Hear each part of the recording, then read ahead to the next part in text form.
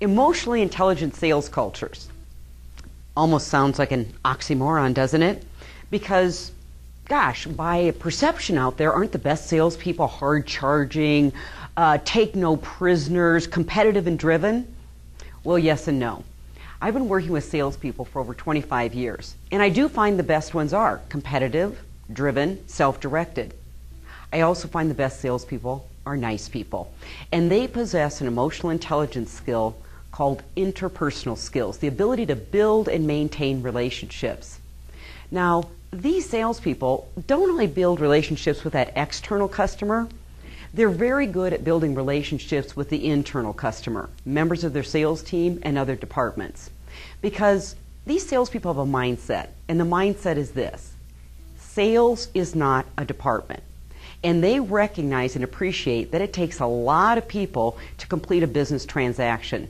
For example, how many of you would really want a salesperson going out there installing software or hardware?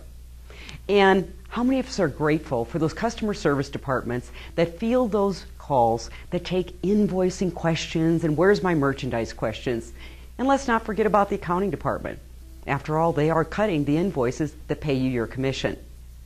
So what do these emotionally intelligent salespeople do that others don't?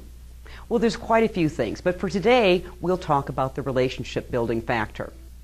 These salespeople give up a very important commodity, and that commodity is time. And yes, they know that they sit in meetings with these people weekly, daily, bi-weekly. However, they also know that relationships are not efficient. They know relationships are built one-on-one. So instead of just taking time to meet in a room, they'll ask that person out to lunch. Perhaps they'll stop by their office, have a cup of coffee, and they really want to learn that person's story. Hey, what do you do personally? What are some of the challenges you have in your department? Because again, they realize processes are efficient, people are not. Now, the second thing these salespeople do is they do practice gratitude.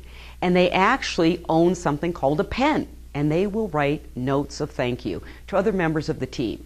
And they're very specific in those thank you notes, citing how their contribution helped them land the business and keep the business. Now, you hard-charging types are sitting there going, well, I get it, but isn't this a little kumbaya? How does this add to the bottom line? Well, here's how it adds to the bottom line. It's a pretty simple formula. Happy employees that feel valued and appreciated also make your customers feel valued and appreciated. You know, there's an old saying out there: you can't give away something you don't have. So if you don't take the time to make members of your team feel recognized and appreciated, there's very little chance that they're going to pass that on to your customers. And think about it. This is not a new concept.